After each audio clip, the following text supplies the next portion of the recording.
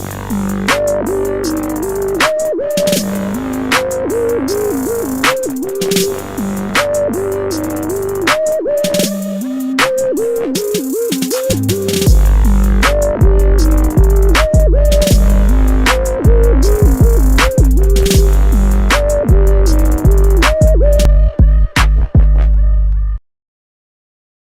hello guys.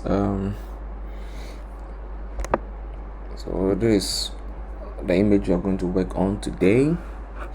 I'm not good at this. Hello guys, my name is guys. I'm not good at it, so let's go straight to the point, guys. Let's go straight to the point. So this is an image I shot recently at a project we did, a photo work we did in Ghana, Sunyani. Yeah, so these are a couple of them.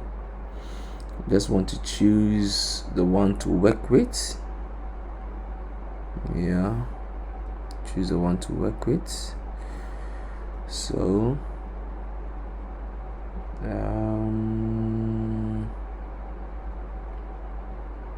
okay, let me choose this one. This one is okay. It's a Retouched. So I shot this with Nikon D750, aperture of 2, as you can see here, shutter speed 2500, ISO 200, and this was a natural light shoot. Yeah, this was a natural light, and with I think since I use 85. Yes. Yeah, it was shot with an 85mm f1.8. Yeah, I use a Nikon lens, not a Sigma. So what I mostly do on my images, I bring up the exposure a little. Yeah, bring in the contrast. Yeah, add some saturation to it. Okay, then come to my highlights, drop the highlights a little, bring in the shadows a little bit. I don't go more than 10. Yeah, so I think this place is cool. So I reduce my whites to, I come into my levels. So I mostly bring in the brightness from the white a little. So let me add contrast a little to it. So yeah, it's working fine. So this is the before and the after of it, before and after, before and after. Yeah, that's working fine. So from this, let me send it to Photoshop. I don't work like, let me say, so much when it comes to Capture One, doing the basic adjustments. It's only when there is some errors in the skin tones and then stuff that you have to be creating new layers and new adjustment layers, then make every correction perfectly for your liking. Okay, so mostly it's more of like using Lightroom and then Camera Raw, but I prefer using Capture One mostly. Even on my machine I don't have even Lightroom. Yes, so I use Capture One, then Photoshop. That's all. So I mostly use TIFF. Yeah, so uncompromised option, ICC profile, Adobe RGB 1998. So just as the settings is set. Yeah, so I go to edit variants.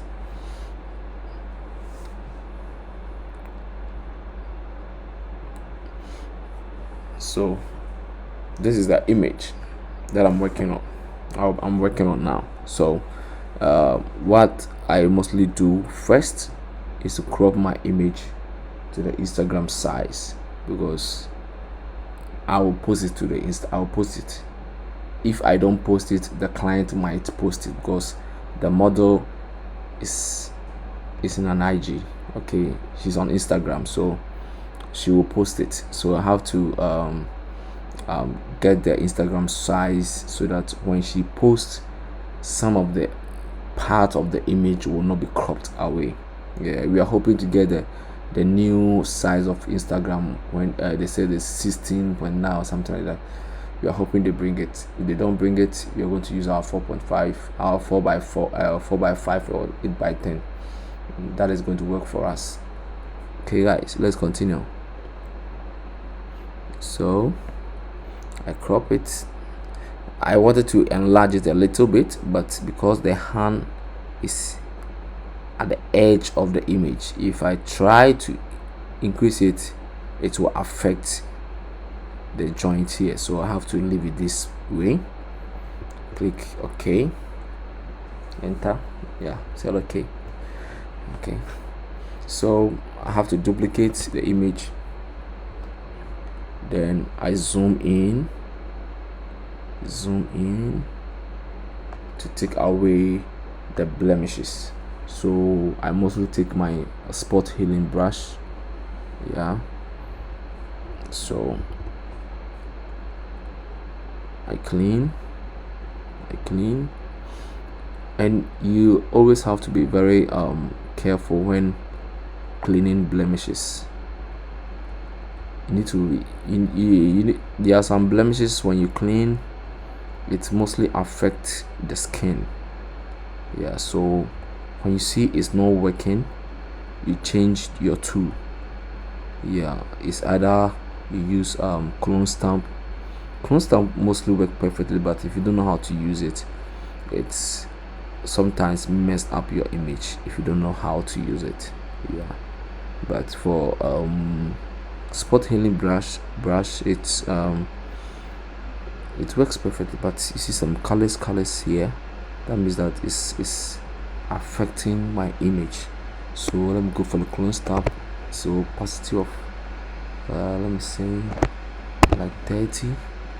Let me see if it will work for me. Sample then brush, sample then brush, sample then brush.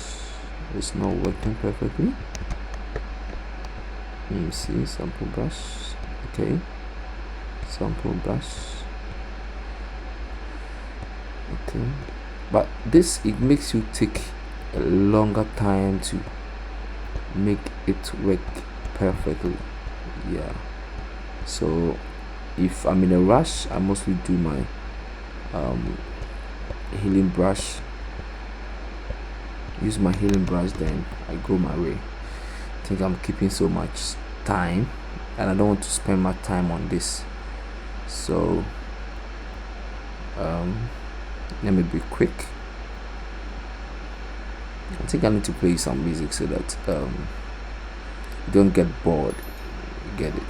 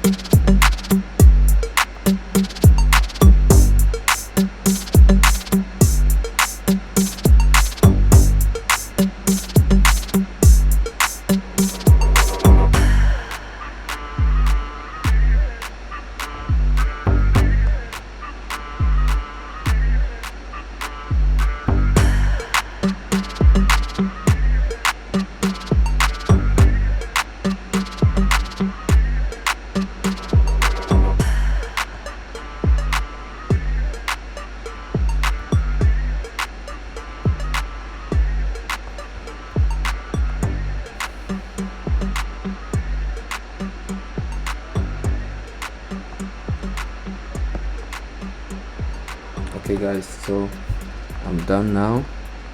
So let's see the before and after. That's the before and after, before and after, before and after. I had to clean this side. Yeah, I have to clean it because it was really affecting the image. Yeah, so I needed to clean it out. So that's good. So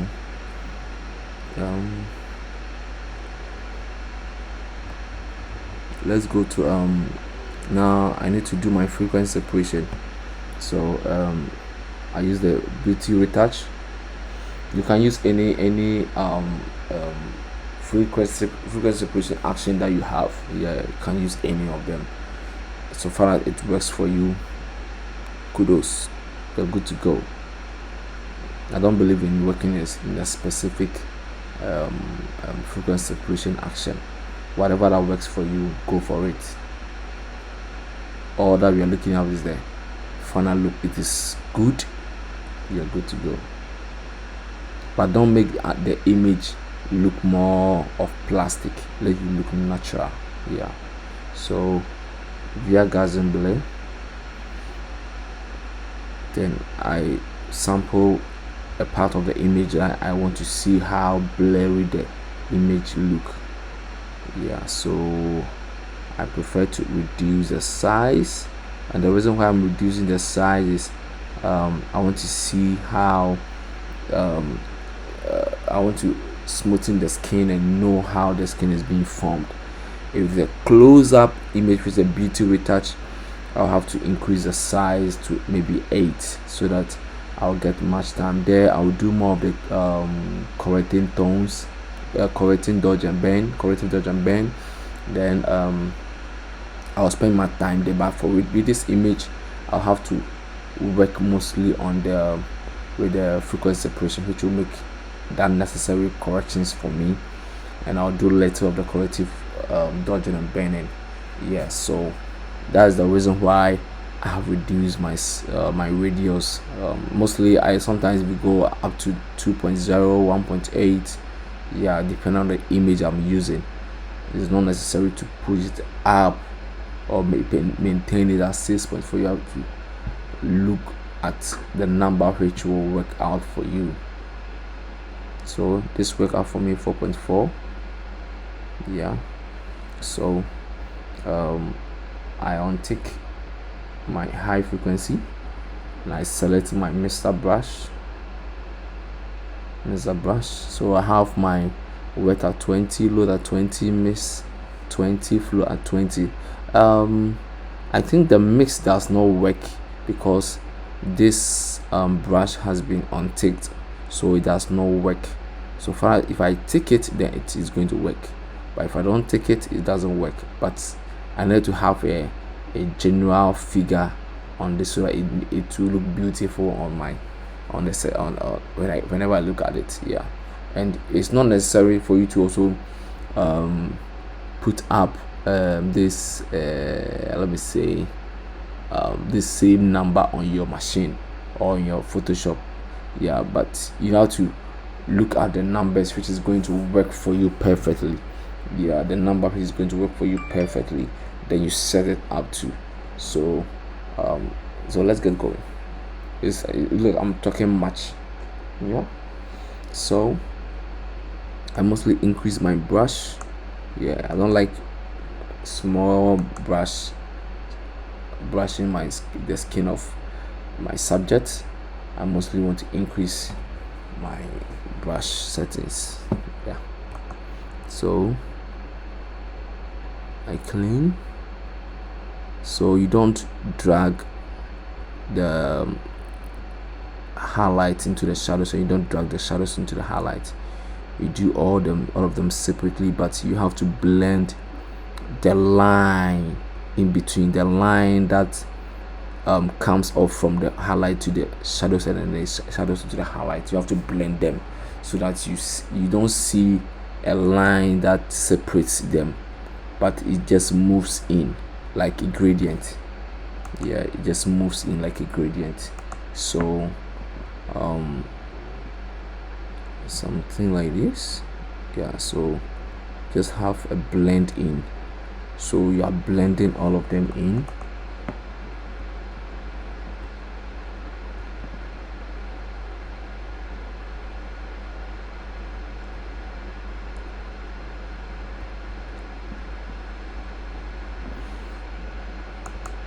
blend in. It's nice.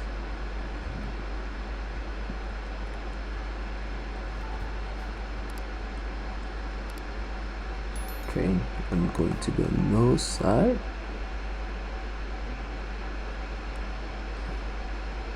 The eye.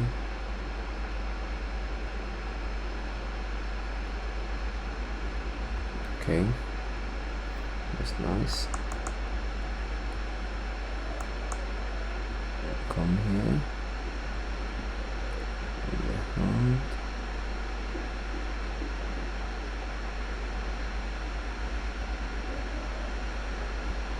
So one thing I didn't say is whenever you take I use the correcting tones. I didn't make mention of, I use the correcting tones. I didn't use the lower frequency because to me I see that where here there are the tones, the colors and tones, but I still feel like there are textures here. Yeah, and there are more of textures here. So I don't want to lose the little textures that are here. I just want to have a smoothing image, but still want to maintain the textures that is here and the texture that is here. So you will see that the skin has been smoothened, but the textures has been maintained.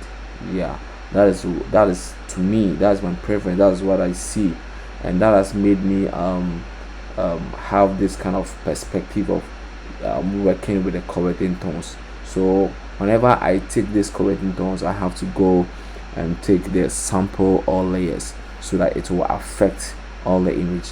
Yeah, so when you untick this one, this is not going to work. You're only going to work with this, but when you tick this one, you're definitely going to work with this. Yeah, so bear in mind. So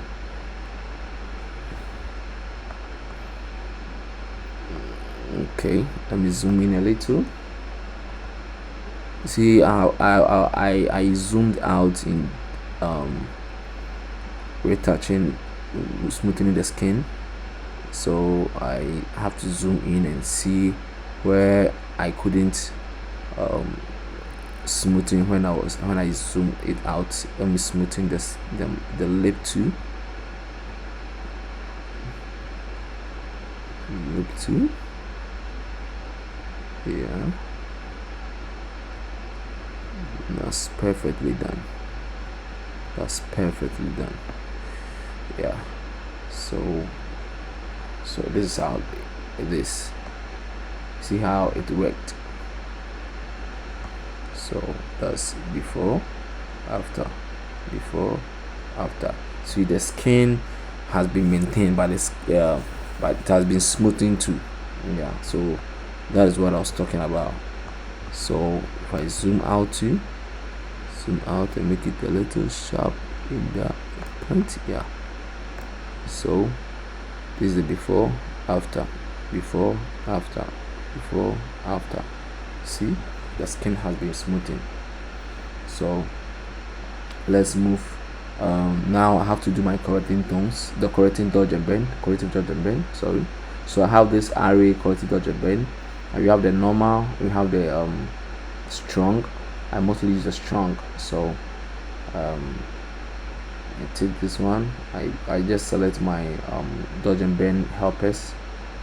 Yeah, so that I will be able to see where I want to really make corrections. Yeah, but with some few ones you can notice them when you don't even bring out the black and whites or the help layers. So when I zoom in a little, there's this shadow here which I don't really like it. Yeah, so I have to clear it away with a dodge. Yeah, I need to clear it away with a dodge. Not that much, but you just have to clean some part of it away so that it gives a separation from the dodge area, from the highlight area and the shadows area.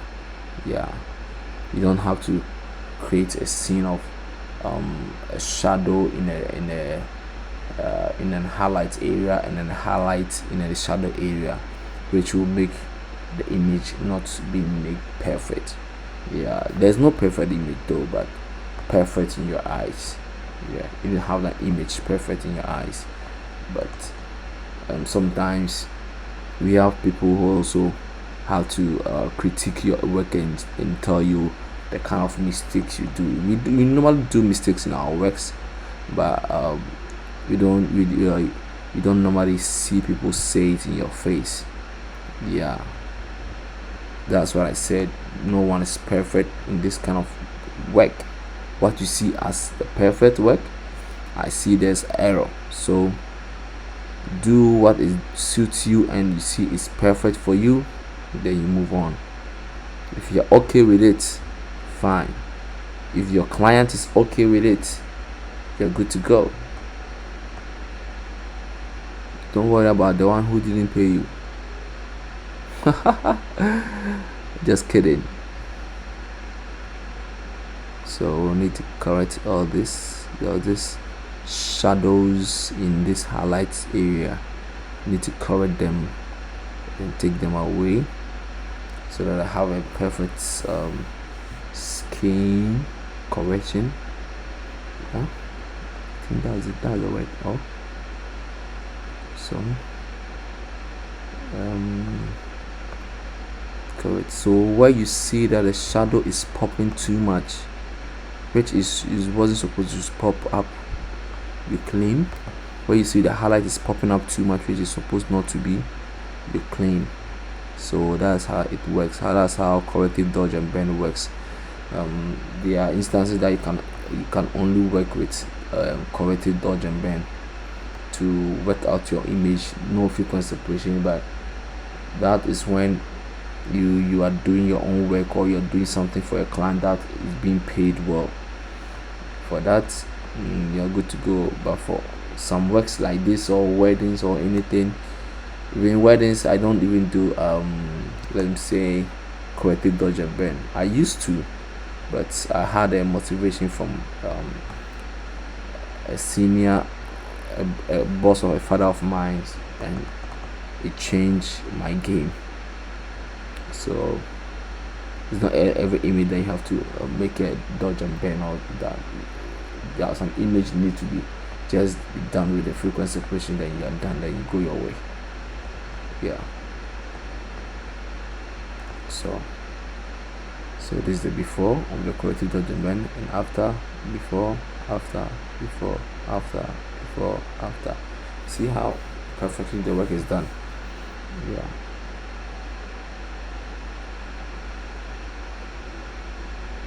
so I did some here. This is the work. Let me pick up the grading and see if it's going to work out here. Okay, it worked out. There is some greens and worms in it. I have some other grading. Let me try that. Let me try this one. Increase the opacity. Oh, I think this one worked perfectly. This one worked perfectly. So this one, what we went through was this infinity.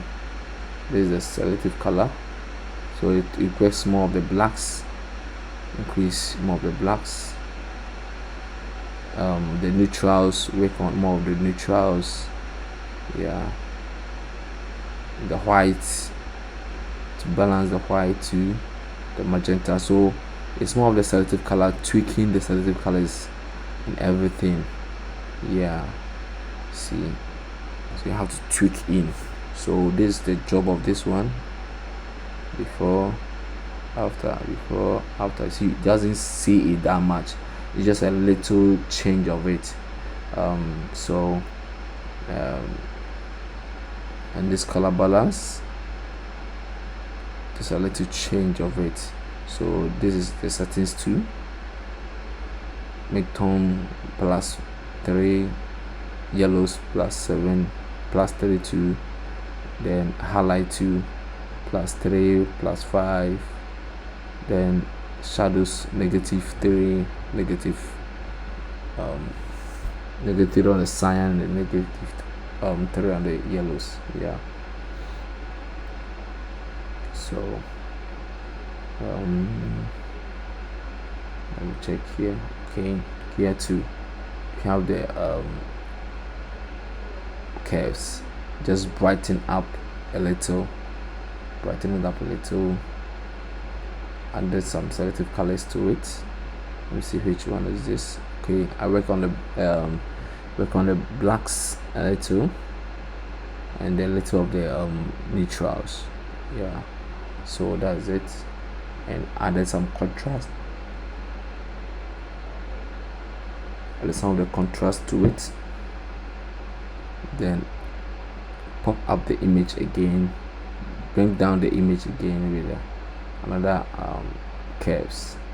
So that made it this before after. So I like the tone. Yeah, I like the tone.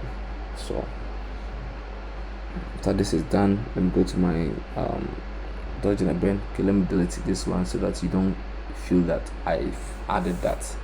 So go to my global dodge and bend, that's the contouring. So I increase my brush flow to 0.3, that's the 30%. Then I increase my brush, so brush here, yeah, just need a pop up of the image. Yeah, brush here, yeah, that's it. So bend here, bend this side, bend here. Yeah, that's nice. Yeah, can also reduce the opacity if you like to make it not that much. Yeah, okay, yeah, I think 60 will do. Let me get 60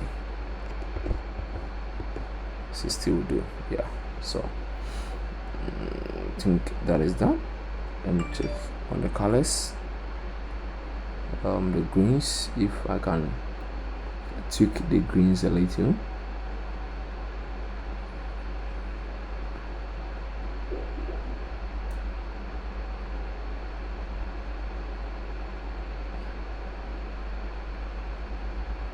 So I think let me move this one away and let me make a merge visible layer. Where is this? I've set mine, so but I'm here to do this so that you can see. So merge visible layer,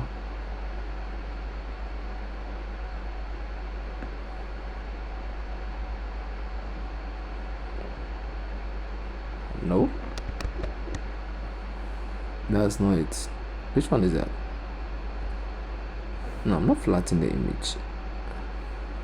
Is the Control Alt Shift delete E, or Control Option Command E?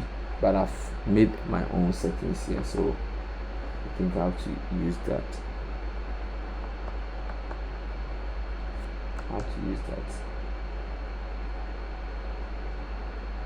Yeah, it worked for me here, so I have it here.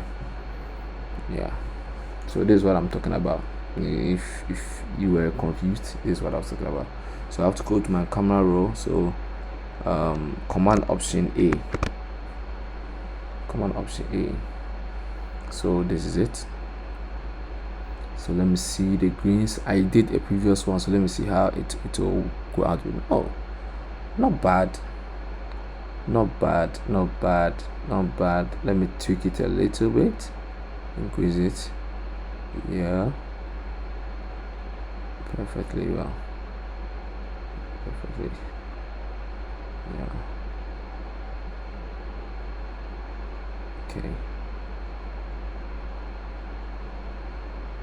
okay, that's done.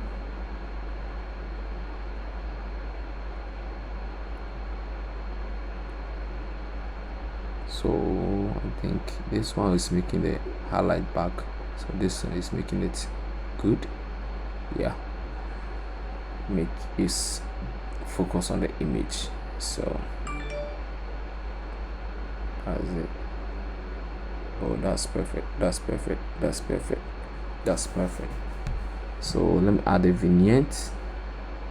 How you can do vignette is create a new layer, then you go to your gradient tool,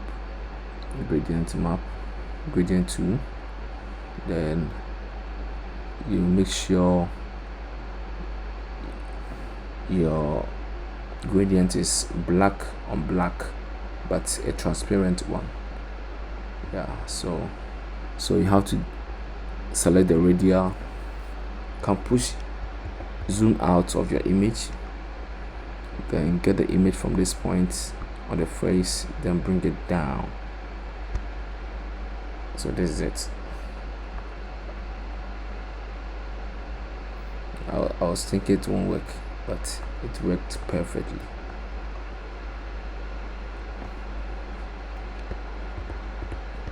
So before, after. So let me reduce the opacity.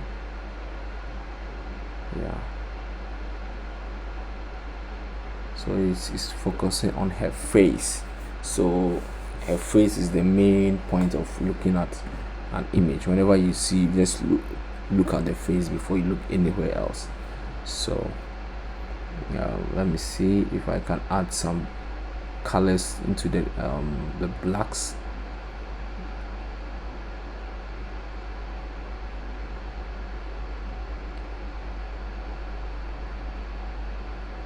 It's not working. I think I have to maintain my original black. So I'm done with my image. I think that is it. Okay, let me see if I can add some contrast to it.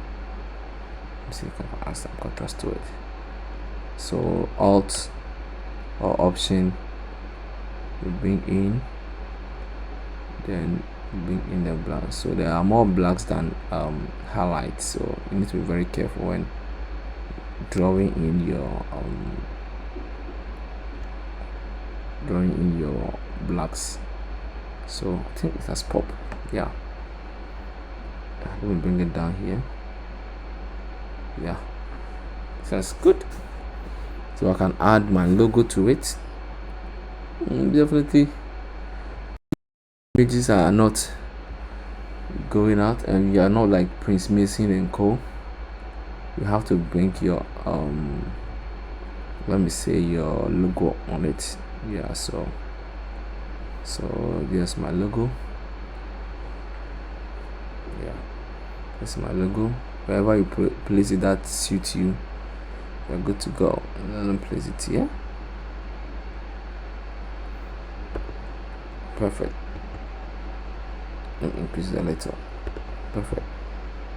That's done. So this is the whole style of the image. This is the before the image. This is the after. This is the before. This is the after. See how the image stands out perfectly. So let me save it to Capture One for you to see the final process of it. And this is good. It's nice to make nice images and then spend time to retouch your images. To spend time and retouch your images. You don't have to rush in retouching your image. So this was the main. This was the original how it was shot. This is the basic adjustment we did. So before and after. Then we send it to Photoshop, and this is the final image. So this is the before, this is the after, this is the before, this is the after.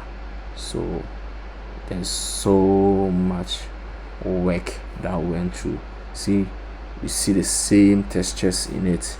The pimples are off, but the textures are intact. Everything looks perfect to me. I might not know what you seems to be perfect though, but it's perfect for me. It's a good work for me to post, to add to my portfolio. So thank you guys. This is my final process. So let me show you how I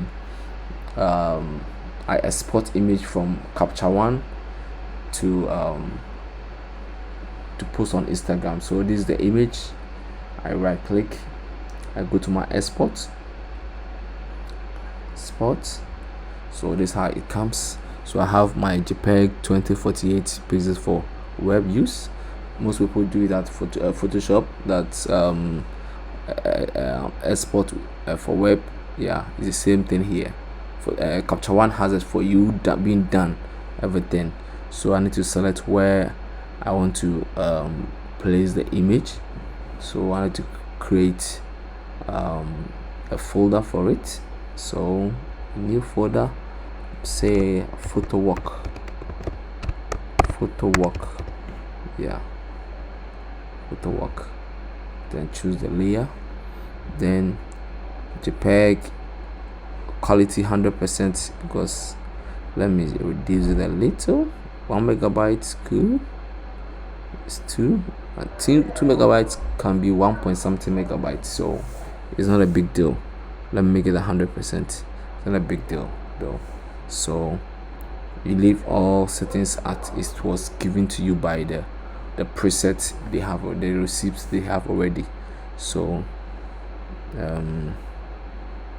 nothing to be done here again. Then I go to my export image at the far right corner.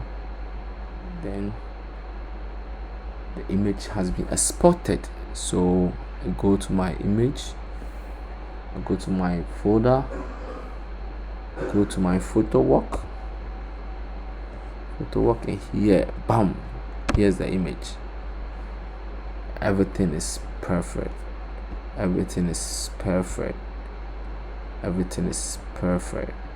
So now you can post this image on your Instagram page. Thank you guys, thank you very much for staying with us through this tutorial. We are hoping to bring you more and more. It's not easy in creating content like this, yeah, but we will try as much as possible to bring out more content day in and day out. Yeah, so if you have any comment or any question or anything you want us to teach on or do a tutorial on, just put it in the comment section, and don't forget to subscribe and hit on the notification button so that you get a notice whenever we bring out a video or a tutorial into your room. Thank you guys, peace out.